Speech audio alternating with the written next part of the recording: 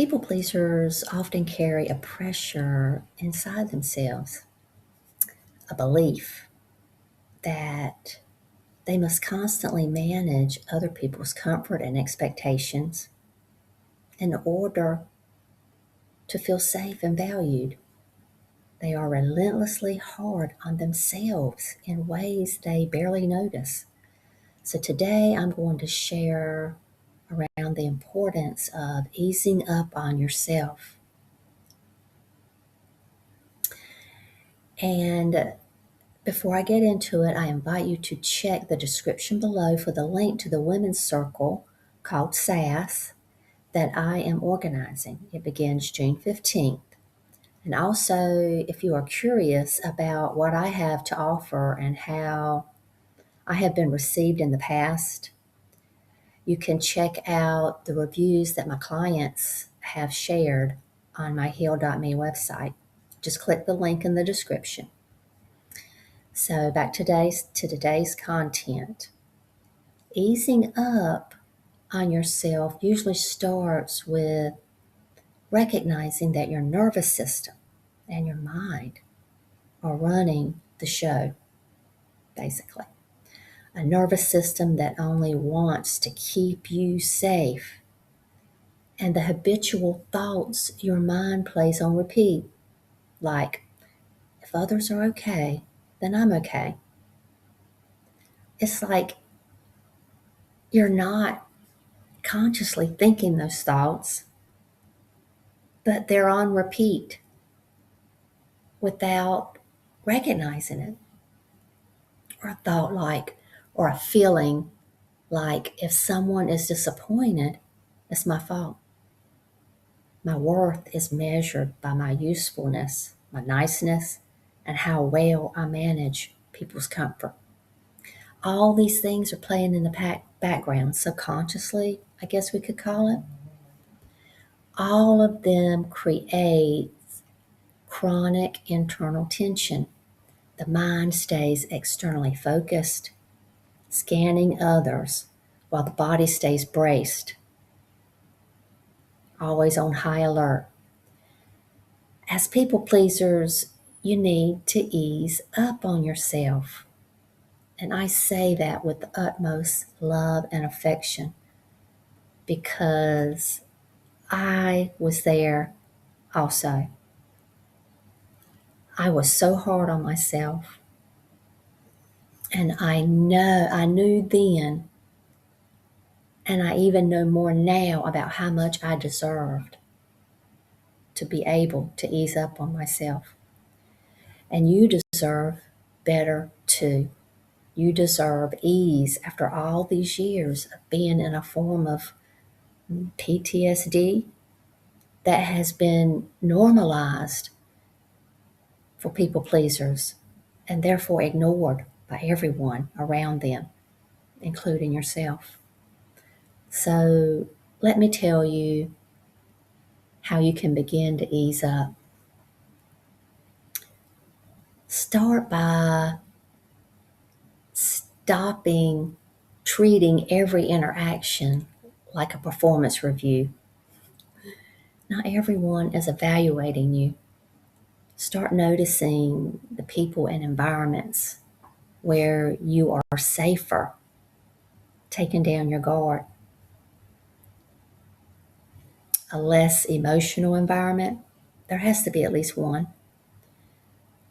where not every pause in silence, not every mood shift or delayed text or boundary means you did something wrong. These safe zones are good for practicing new ways to respond. For example, if there is silence, don't rush to fill it. Just let there be silence. If you make a mistake, don't say, I'm sorry. Instead, say, oh yeah, I see that now. It's an honest mistake. It's not a criminal act.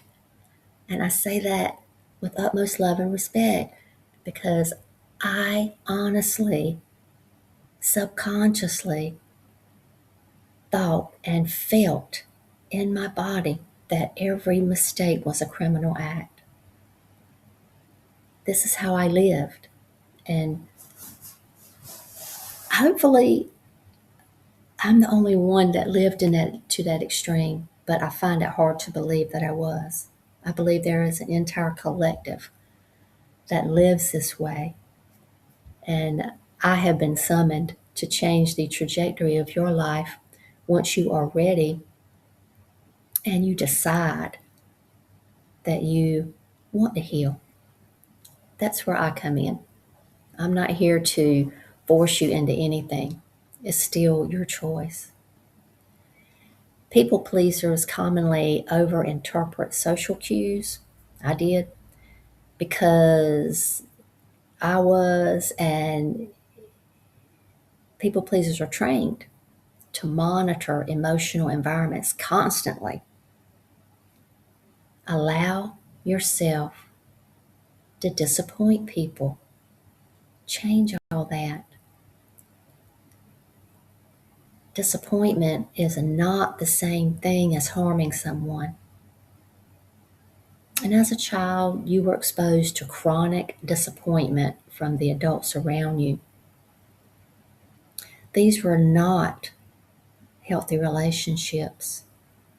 Healthy relationships can tolerate healthy boundaries, different opinions, delayed responses, and uncomfortable silences.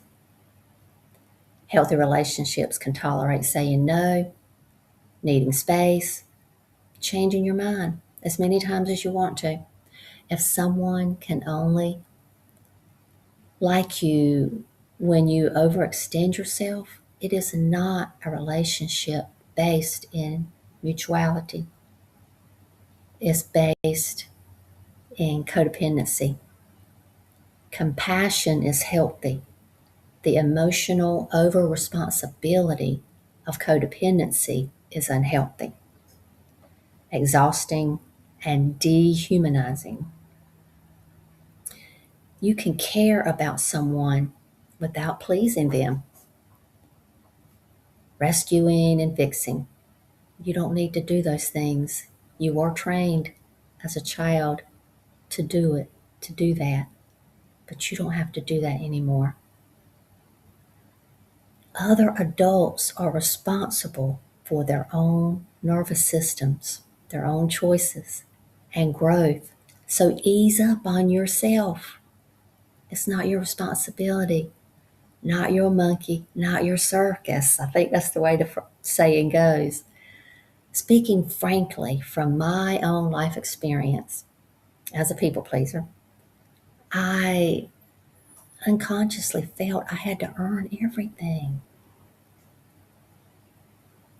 My responses were definitely on autopilot inside my mind, inside my nervous system, most of my life, and I'm talking decades. I, without exception, felt I had to be good and stay out of trouble to earn everything, to earn rest, love, a feeling of belonging, and a feeling of peace by always being helpful. I felt I always had to accommodate everyone, and I did. I went out of my way. I broke my back, not just bent over backwards, but I broke my back keeping other people comfortable, always being available, never saying no. So just advising me to ease up at that time would get me nowhere. People would tell me that all the time. Just don't take it personal, Tina. Be easy on yourself. It got me nowhere. There are things that you have to cultivate inside of you to be able to begin to ease up. And we'll start today by talking about the practice of grounding. And you need to ground every single day. When I was first starting out, grounding wasn't just a daily process, it was a moment to moment process. I did it as often as I recognized the need to. and it was multiple times a day, which I invite you to do as well. Because grounding helps bring you into presence, it helps bring you to your center, which helps interrupt the people pleasing patterns. I just did a video on the importance of being grounded and centered. If you want to go back and look at that, it was just a few days ago. So today is May the 18th. There are so many ways to get grounded and to practice mindfulness techniques you can use when you need to be quick on your feet. And some of these are to slow your breath. The breath is a tool that you always have with you. And with practice, it helps so much to help ground you, to help you clear your mind and be able to focus a little more inside rather than externally on taking care of someone else. Another way that you can ground yourself in the moment is to feel your feet in your shoes. Or if you happen to be out barefooted, then you feel your feet on the ground or on the floor. It helps you ground back into the body. And it helps take you inside to what's going on inside of you rather than focusing on the external. That's what grounding is. And when you feel your feet, wiggle your toes. That helps ground you a little bit more. You can pause before automatically saying yes. So somebody's asked you something. In a way, it takes practice to be able to take your mind for a split moment off the conversation and take it inside and pause before you say yes and think, do I really want to say yes? Is this really something I want to do? And first starting out in those safe environments, like we talked about earlier, take the opportunity just to say, even though you want to say yes, say, can I think about it? Or you can go ahead and say no if you want to. And then come back later and say yes. But you need the practice. You need to build some muscle memory around choosing a new way because you've been used to doing it the other way, the people pleasing way, your whole life. So take advantage of these more safe environments. Another thing you can do in the moment is to notice the tension in your body. Do you have tension in your chest, your neck, your stomach? Does your throat feel tight? It helps ground you. And another way is asking, what do I actually feel right now in my body? Ease up on yourself. If the other person feels you are distracted, it's okay. This is your safe environment. You are human. Everybody gets distracted. Just say, okay, what'd you say? Tell me that again. Moving your attention inside rather than being externally focused is always a good idea. Always. Being kind does not require you to ignore yourself. Being kind requires you to begin with yourself. Anything else isn't kindness, it's niceness. Niceness is toxic because it is a facade. It's there to make others comfortable at your expense. That's niceness. You want kindness. You don't want to give niceness. You want to give kindness. I mean, notice it. Think about it. The times that You may have noticed it in someone else being nice. It's like you knew that they were saying something just to be nice. Think about it. There's plenty of times, I bet. And if you can't think of any, then notice it the next time it happens. Ah, yeah. Authenticity may initially feel uncomfortable because your nervous system associates harmony with safety. But long term, authenticity creates more stable relationships than pretending does. You are harsher on yourself than those around you, meaning you're always making a point not to be harsh to other people with what you say and do. But is that the case for how you treat yourself? Ease up on yourself. As you heal, you discover that ease, the easiness, when life becomes quieter inside. Less hypervigilance, less performing, less compulsive emotional control, more groundedness, more discernment, and more genuine connection. That means everything. You long for and deserve freedom. And here is a compassionate acronym for freedom. I love acronyms if you haven't noticed. And this acronym for freedom is centered around easing up on yourself and returning to a grounded self trust.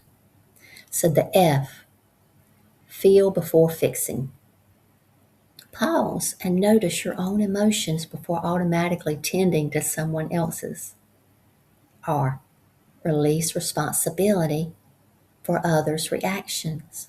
You are not required to manage every person's comfort, mood, or disappointment. E, exhale urgency. Not everything needs an immediate response. E, the second E, embrace enoughness. This is a big one. Your worth is not earned through overgiving or over-explaining. D stands for deepen into self-trust. Allow yourself to be authentic instead of endlessly adapting for approval. O, own your needs openly. Healthy people can handle your boundaries and your honesty. They can handle when you need to rest, and they can handle that you make mistakes. They can handle your humanity. M, move from fear into grounded presence. Return attention to your breath, your body, your own values. Find that inner steadiness instead of external validation. Validate yourself. Freedom is giving yourself permission to exist without constantly earning your place. You already belong. God's love says you already belong. So ease up and nurture that child within you that longs to be free from people pleasing, the child that's screaming every time you people please. It's a choice. And I know that's easier said than done. But choose today, one little step today at least, to no longer be a people pleaser.